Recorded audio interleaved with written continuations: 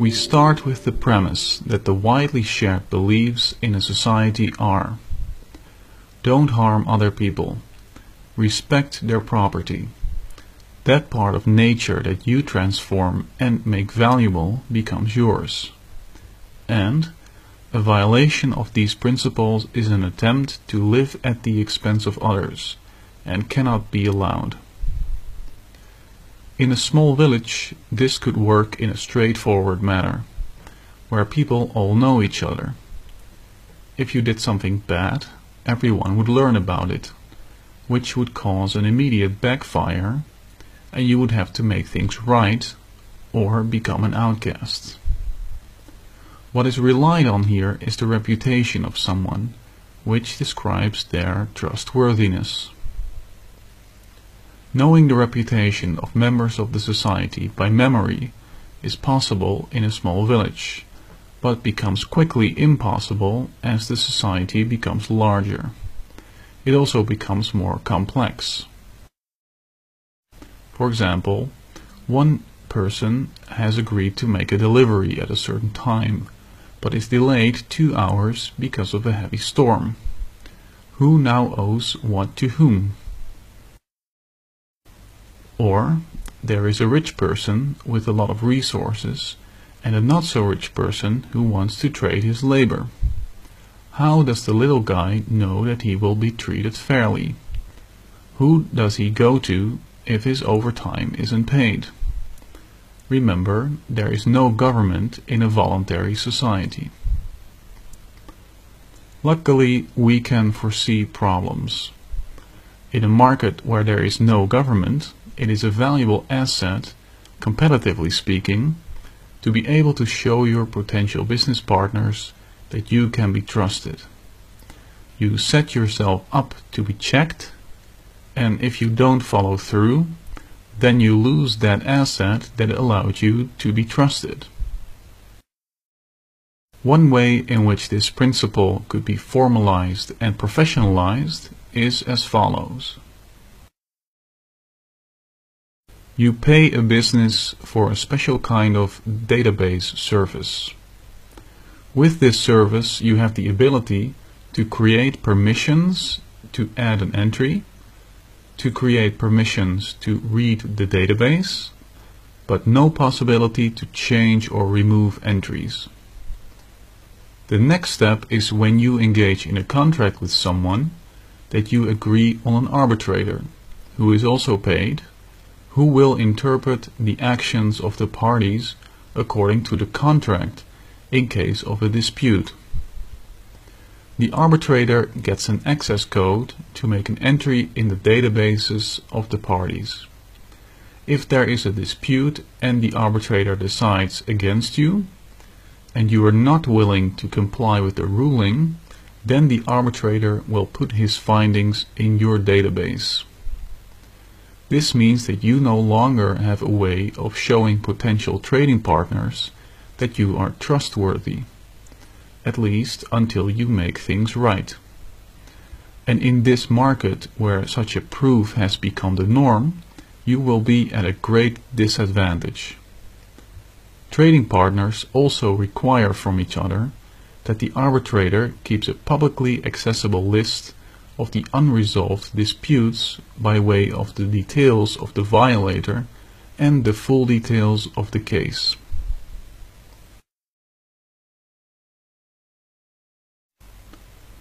People can't just get a new record when they've done something bad, because a record that doesn't go back far is more a proof that someone is trying to hide something. In the same way, a record hosted by a provider that people can't verify is reliable is of little value. Personal records are very important, so providers have to make sure there are multiple online, offline and off-site backups, making them impervious to natural disasters and crime.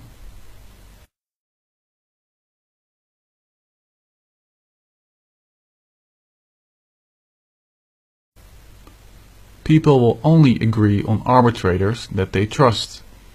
because they don't want to be judged unfairly. People will also want arbitrators that are trusted by many other people, so that a strike in the other person's record will have a big impact, lowering the risk of being cheated by the other party.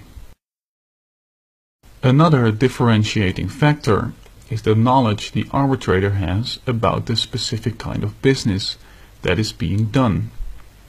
A dispute about farm animals requires a different set of knowledge than a dispute about microchips. The only way to get a good idea of the behavior of an arbitrator and their performance in a specific field is that they give insight into the cases that they've handled before. They could make the cases anonymous or give people a discount to be able to publish it, and cases where someone doesn't go along with the ruling get published anyways. Consumers also have a need in being able to make their case public themselves, with possible extra evidence, if they think they've been wronged by an arbitrator. Independent organizations could facilitate in all these functions, so that people can find out about arbitrators, their specialties, their performances, their prices, and to keep them in check. The career of an arbitrator is thus built on making sound judgments, and in a voluntary market will face a quick ruin if they stray from this. The above described system deals with persons and property, but only that property which is mutually recognized. Both parties can perceive to have benefit from a trade and at least temporarily agree on what property is whose and what limits of behavior exists. For example, before you go into a car showroom, you contract that the store and the goods there are not yours, and that you will pay for any accidental damages. So what happens when two people have a disagreement about property outside of contractual agreements? Suppose two businessmen want to do mining in the same area, but one of them is using an entrance with his equipment, and the other one wants to pass. Do they draw their guns? What is the solution? Who is actually right? In the same manner as before, these problems can be foreseen. And because they can be foreseen, we come to expect certain proofs and procedures to be adopted to handle the situation. Society at large does not want people to take property that does not rightfully belong to them. So in the case of land, to gain legitimacy in the public view in case of a conflict, you pay for an independent and trusted service of verifying and filing what you have done to the land and when. If you have publicly trusted records that you built a house somewhere 20 years ago, and some other person shows up who declares it is his, yet he has no verifiable and trusted record of this, then we can safely conclude that the second person is either a criminal or deranged. A protection agency would in that case also be willing to draw arms if necessary to protect the legitimate owner. This is also to say that a protection agency cannot simply sell its services to any buyer in any way, because they too are scrutinized by the public.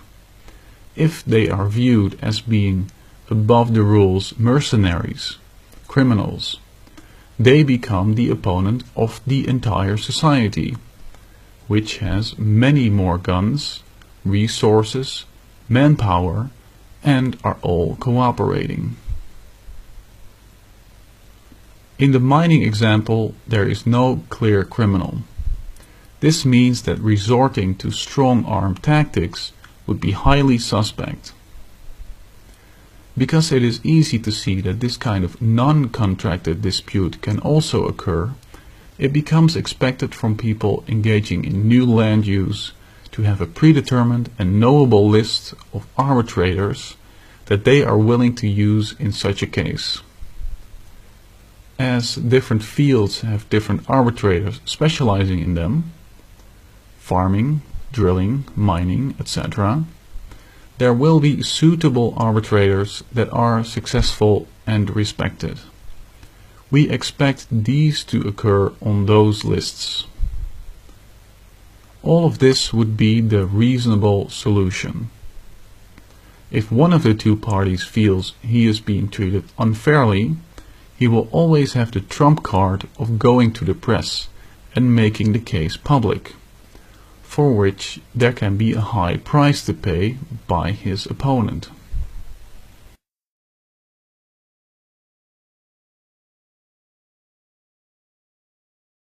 How can you prove to a customer that a reputation record belongs to you?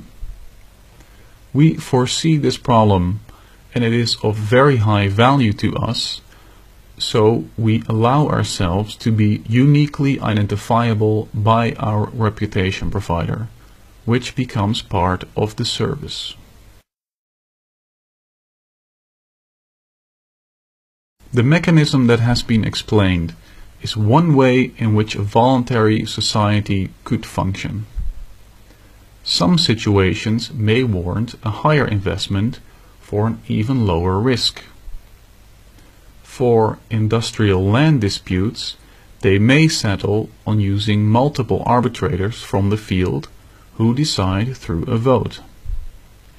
For contract disputes, people may want to use a tiered arbitration, meaning that the first arbitration step is cheaper and either party can decide to decline the verdict and go for the final, more precise and expensive procedure. It is also possible that the function of reputation service and arbitration is offered as one, and it could just as well become separated even further.